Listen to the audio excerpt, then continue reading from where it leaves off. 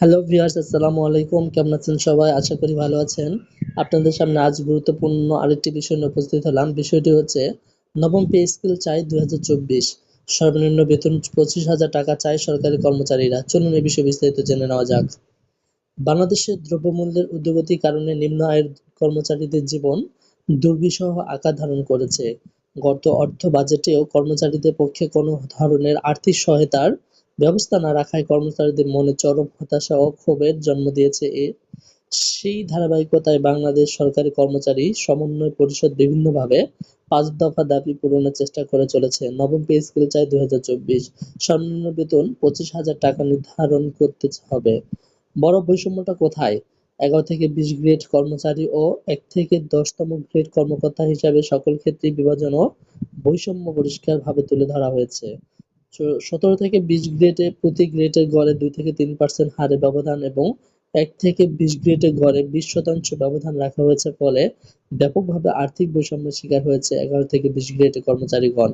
যে কোনো আদেশ জারির মাধ্যমে এই বৈষম্য ব্যাপক আকার ধারণ করে।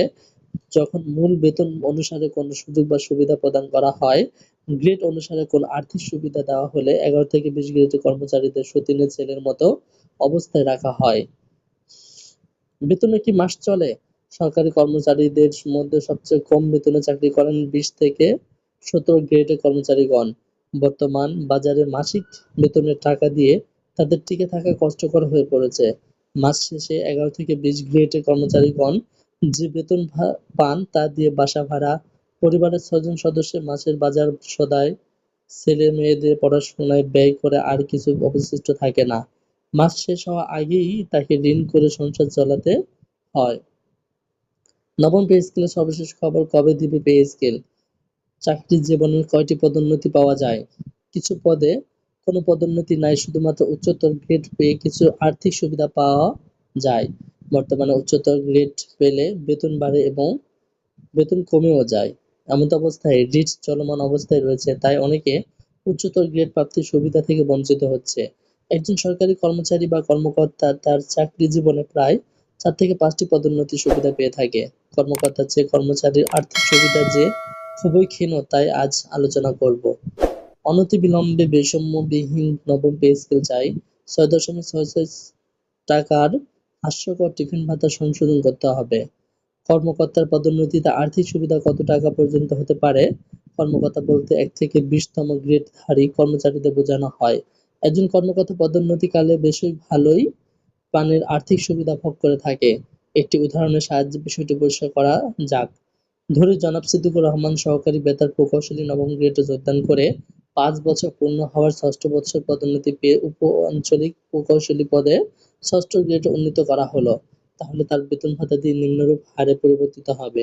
নবম গ্রেডে মূল বেতন ২২,০০০ টাকা, যোগদান করে ৬ষ্ঠ বছরে তার মূল বেতন দাঁড়ায় ২৯,৫১০ টাকা। উপ-আঞ্চলিক প্রকৌশলী পদে পদোন্নতি প্রাপ্ত হওয়ার পর ৩৫,৫০০ টাকা মূল বেতন দাঁড়ালো। এখানে দেখা যাচ্ছে যে পদোন্নতি পাওয়ায় তার বেতন বৃদ্ধি পেল ৫,৯৯০ টাকা, অর্থাৎ তার মূল বেতনের ২০% উপরে মূল বেতন বৃদ্ধি পেল। বাংলাদেশের ন্যূনতম মজুরি ১২,৫০০ টাকা, যেখানে বার্ষিক মাথাপিছু আয় ২,৮২৪ মার্কিন ডলার।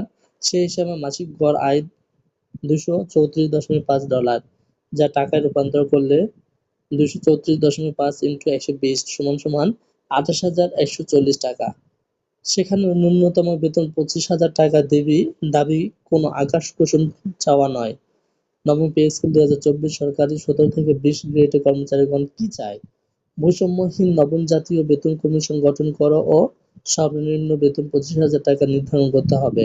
আউটসোর্সিং প্রথা সম্পূর্ণ বাতিলপূর্বক সকল আউটসোর্সিং কর্মচারীদের রাজস্ব খাতে স্থানান্তর করতে হবে।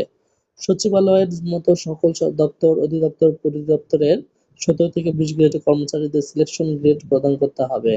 পূর্বের মতো শতভাগ পেনশন উত্তোলনের সুযোগ করতে হবে। বাড়ি ভাড়া, বিদ্যুৎ বিল, গ্যাস বিল, পানির বিল সহ ৮০% দাও। চিকিৎসা ভাতা ৩,০০০ টাকা, শিক্ষা ভাতা ২,০০০, ধুলাই ভাতা ১,০০০ করতে হবে। পে স্কেলের সমস্যা ও সমাধান কি? নবম পে স্কেল ঘোষণার মাধ্যমে বিদ্যমান বেতন নিরসন করে গ্রেড অনুযায়ী বেতন স্কেলের পার্থক্য সমহারে নির্ধারণ ও গ্রেড সংখ্যা কমাতে হবে। যৌক্তিক হারে বেতন নির্ধারণ করতে হবে। এক ও অভিন্ন বিনিয়োগ বিধি বাস্তবায়ন করতে হবে। সকল পদে পদোন্নতি বা 5 বছর পর পর উচ্চতর গ্রেড প্রদান করতে হবে। ব্লক পোস্ট নিয়মিতকরণ করতে হবে। টাইম স্কেল সিলেকশন গ্রেড পুনর্বহাল সহ জ্যেষ্ঠতা বজায় রাখতে হবে। সচিবালয়ের ন্যায় পদবি ও গ্রেড পরিবর্তন করতে হবে। সকল ভাতা বাজার চাহিদা অনুযায়ী সমন্বয় করতে হবে। নিম্ন বেতনভোগীদের জন্য রেশন ও 100% পেনশন চালু সহ পেনশন গ্র্যাচুইটি হার ৳1 থেকে 500 টাকা করতে হবে। কাজের ধরন অনুযায়ী পদ, নাম ও গ্রেড একীভূত করতে হবে। হ্যালো ভিউয়ার্স, আপনারা যদি আমাদের চ্যানেলে নতুন হয়ে থাকেন চ্যানেলটি সাবস্ক্রাইব করে পাশে বেল আইকনটি বাজিয়ে দিন।